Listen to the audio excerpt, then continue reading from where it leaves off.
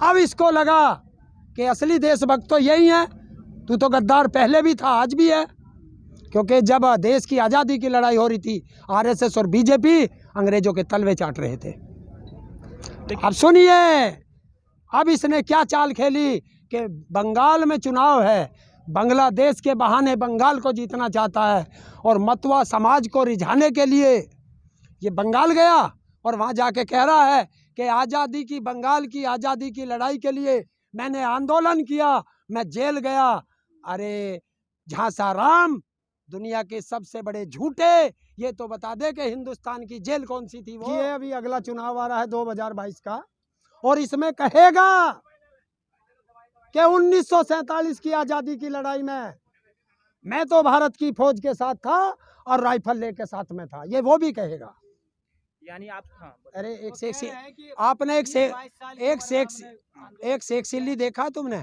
Sheikh chilli, Sheikh chilli भाई, ये उसका बड़ा भाई हो सकता है। देखिए, सफलता ये कोई एग्ज़ाम का पेपर तो है नहीं कि आज इसका रिजल्ट आ रहा।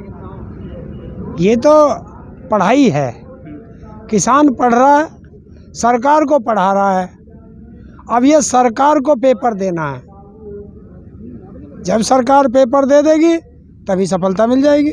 लेकिन पहले तो आप कह रहे थे कि सरकार हमारा टेस्ट ले रही है। हाँ, हम तो अपना टेस्ट दे दिया, पास है हम तो। अब सरकार को पास होना। देखिए, सरकार ने कानून बनाए, सरकार को ही कानून वापस लेने हैं और आंदोलन लंबा चलेगा। अब लग रहा है सरकार की मंशा है। जाके तुमने सरकार से पूछी है कि किसानों को इतने परेशानी हो रही है?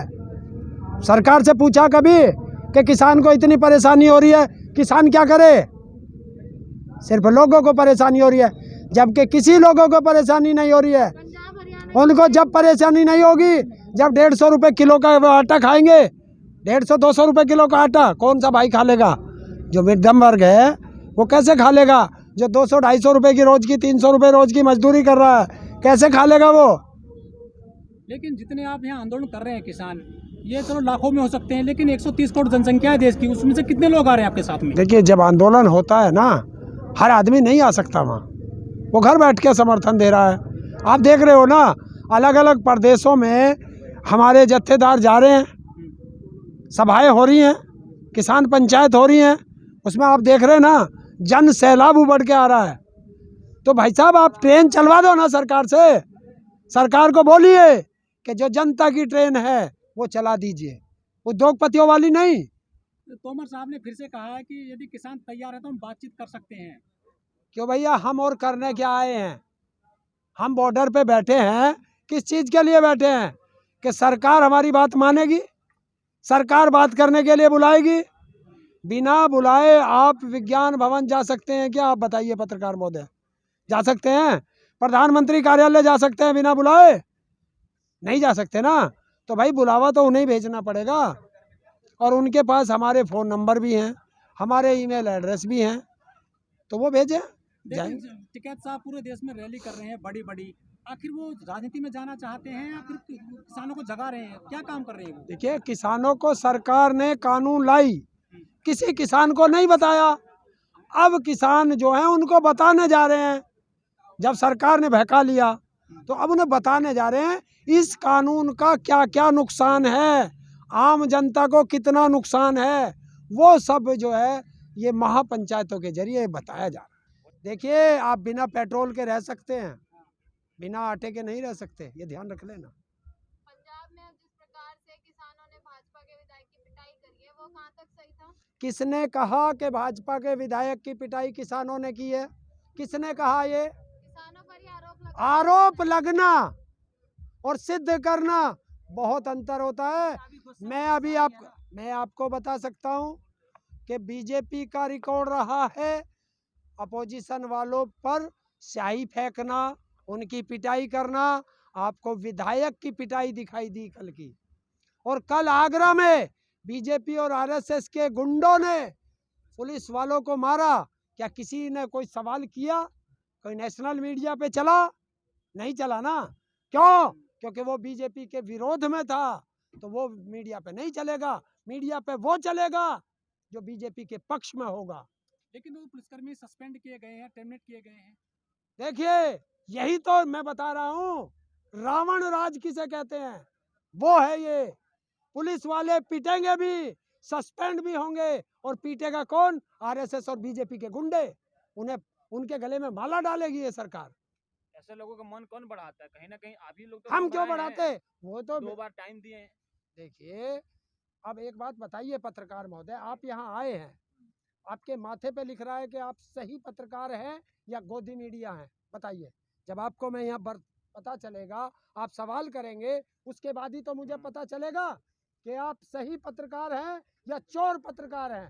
कैसे पता चलेगा? हरेंद्र जी, जिस तरह से किसान पहले कह रहे थे कि हम ये बीजेपी वालों को गांव में नहीं घुसने देंगे, बोर्ड लगा दिए हैं बड़े बड़े, जो पंजाब में हुआ है, क्या वो गुस्सा है किसानों का?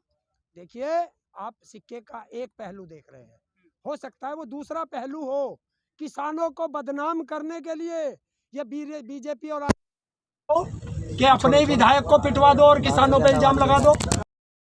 जो हुआ गलत हुआ, लेकिन उसकी जांच होगी, जांच होने में जो दोषी होगा। हमारा संयुक्त मोर्चा किसान का कोई वहाँ किसान नहीं था, तो अब सरकार है, जांच करेगी सरकार, इनकी पुलिस इनकी, जांच एजेंसी इनकी। किसानों की तो कोई जांच एजेंसी नहीं है, तो जांच करे। हरेंद्र जी प्रेस कॉन्फ्रेंस कर रहे थे युद्धवीर जी, जो किसान नेता हैं गुजरात में, वहाँ उनको जबरदस्ती उठाकर ले गई थी पुलिस। किस तरह से देखते हैं इस कार्रवाई को पुलिस की को? आपने देखा एक तानाशाह क्या होते हैं? तानाशाह के राज में अगर कोई भी बोलेगा सरकार के खिलाफ, तो वो या तो जेल जाएगा या गोली खाएगा। तो ये क्या है? एक व्यक्ति, अभिव्यक्ति की आज़ादी पे ये जो ताला है, अभिव्यक्ति की आज़ादी, संविधान का हनन है कि एक आदमी प्रेस के सामने बैठ के अपनी बात नहीं कह सकता। सारे जो कोरोना प्रोटोकॉल थी उसको फॉलो कर रहे थे, सिंगल व्यक्ति बैठे हुए बात कर रहे थे, सामने मीडिया बैठी थी। बताइए उसने कौन सा अपराध कर दिया था? क्या गुजरात में अपनी बात कहना मुश्किल हो गया है आजकल? भाई साहब, आप गुजरात गए या नहीं गए? मैं तो नहीं गए। आप गुजरात जाकर के देखिए, और शहर में मत जाइएगा, ग्रामीण क्षेत्र में जाइएगा। जैसे वो होते हैं ना राजा महाराजाओं के गुलाम, वहाँ के लोग इस तरीके से बंधन में हैं। लेकिन बीजेपी कहती है गुजरात मॉडल हम पूरे देश में लागू करेंगे। हैं? बीजेपी कहती है पूरे देश में गुजरात मॉडल लागू करेंगे। हम तो एक साफ कह रहे हैं कि देश से ईवीएम हटाओ, बीजेपी भगाओ, वरना आपने पुरानी पिक्चर देखी होंगी, ब्लैक एंड वाइट, जैसे उसमें राजा महाराजाओं का राज चलता था, लालाओं का राज चलता था, और किसान वहाँ मजदूर बन कर रहते थे, सिर्फ उनको 2 रोटी की चाहत थी। ये सरकार ऐसा करना चाहती है। अच्छा, प्राइम मिनिस्टर मोदी के आपने सुना है चाय बेचते हुए, मगरमच्छ से लड़ते हुए। अभी कल आप प्राइम मिनिस्टर मोदी ने कहा कि बांग्लादेश का आज़ादी में मैंने भी लड़ा, जेल में भी गया। बहुत बढ़िया सवाल, मैं चाह रहा था आप ऐसा सवाल करें। हाँ। देखिए, यही मोदी है, इसमें देखिए जरा। यही मोदी है। दिल्ली में बैठ के हमें आंदोलन जीवी कहा था, यस, हाँ। और हमने कहा था कि हाँ, हमें फख्र है कि हम आंदोलन जीवी हैं, हमने कहा था। तो वो तो आंदोलन जीवी नहीं था जिसने हमें कहा, तभी तो हमें कहा। उसने हमें चोर समझ के आंदोलन जीवी कहा था। तो हमारे तो इस देश को हमारे बुजुर्गों ने आंदोलन से आज़ाद कराया, तो वो आंदोलन जीवी थे। तो हमने बताया था कि हमें फख्र है, हम आंदोलन जीवी है। तो मिला नहीं जो मोदी जी ने कहा है, ऐसा है? कोई प्रमाण है नहीं, कायम है, कहीं रिकॉर्ड नहीं है कि रिकॉर्ड मोदी में जी है। क्या जेल गए? अरे जब कोई गया ही नहीं। दुनिया का सबसे झूठा व्यक्ति अगर कोई है तो वही देश का प्रधानमंत्री मोदी है। कह रहे हैं, प्रधानमंत्री कह रहे हैं 20-22 साल की उम्र में हमने प्रदर्शन शुरू किया, राजनीति की जो शुरुआत हुई हमारी वहीं से हुई। मैं उन्हीं कुत्ते पत्रकारों से पूछना चाहता हूं जो वहाँ थे, जिन्होंने ये देश को बताया कि अपने बाप से ये पूछ के आना कि उस जेल को खोज के नाम तो बता दो। मैंने तो कल ही ट्विटर पे लिख दिया था कि जो वे है ना, इनके क्या बोलते हैं उन्हें, आईटी सेल, और एक वो अंधभक्त के आईटी सेल और अंधभक्त लग चुके हैं कि जेल का नाम ढूंढ लो कौन सी बतानी है। मैंने कल ही ट्विटर पे ट्वीट कर दिया था।